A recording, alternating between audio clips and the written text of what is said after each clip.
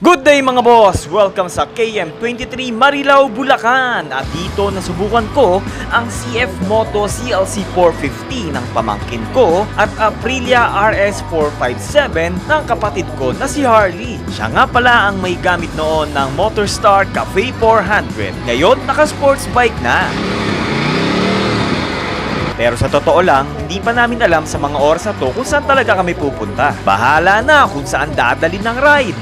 Una kong sinubukan ng CLC 450 at unang upo ko pa lang, comfort na agad ang naramdaman ko. Nakakapanibago lang kasi ibang-iba ang seating position nito kaysa sa Kawasaki ER6N ko. Ang baba nito! At nasa harap ang foot peg at cambio. Ramdam ko din agad yung torque nito kahit konting tiga pa lang. Alam kong gusto nang bumulusok ng motor. Sobrang lambot din ang clutch nito mga boss. Ang dali din i-operate ng cambio. Okay din ang preno Medyo nakakabigla lang mag-lean left and right. Di ko alam parang mabigat sa pakiramdam o yung may gulat. Although magaan yung motor lalo na para sa cruiser. Pero ayun nga, pag nagli-lean or nagbabanking, parang may gulat ba? Parang nakakabigla ang pakiramdam. Siguro dahil sa gulong nito, stock ang nakakabit dito. Yung pakiramdam na yun parehas nung nagamit ko yung Rusi Classic 250 na naka-classic tire. Pero overall, ang sarap gamitin ng motor na to Sigurado ang sarap ipang long ride nito.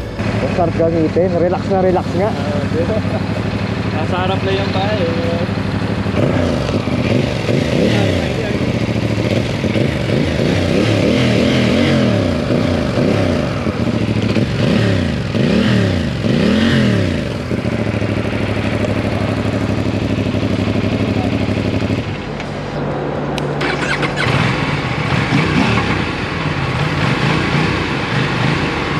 Sunod ko namang sinubukan ang Aprilia RS 457 ng kapatid ko. Nasubukan ko na to nung una niyang pinakita sa akin to. At ayun nga, ang gaan, sarap i-banking, ang dali i-operate ng cambio, ang lambot ng clutch. Pero ngayon, naikumpara ko siya sa CLC 450. Mas nalalambutan ako sa clutch ng CF Moto Big Bike na yon mga boss. Mas malakas din ang torque nun.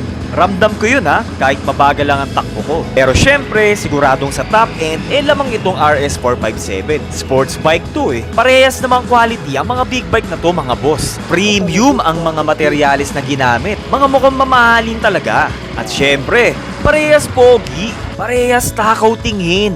At pagkatapos niyan, bumiyahin na nga kami. Pero mga boss, nasa break-in period pa ang parehas na motor na to. Kaya chill ride lang kami. Parehas yan mga boss, wala pang 400 kilometers ang tinatakbo. Iniiwan nga lang kami ng mga scooter Pero ayos lang yan, ang mahalaga mas safe. Mas na-enjoy pa namin ang mga dinadaanan.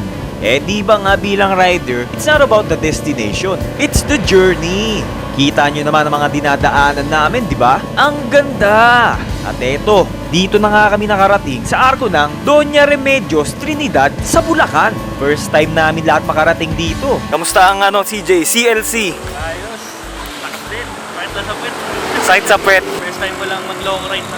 First time mag-long ride. Kamay, okay lang. Hindi ka naman nangalay. Hindi naman. Harley! Ano? Lugi ba? Lugi? Lugi sa long ride. Diyan dapa Sakit na ng puwet, sakit pa ng kamay. DRT.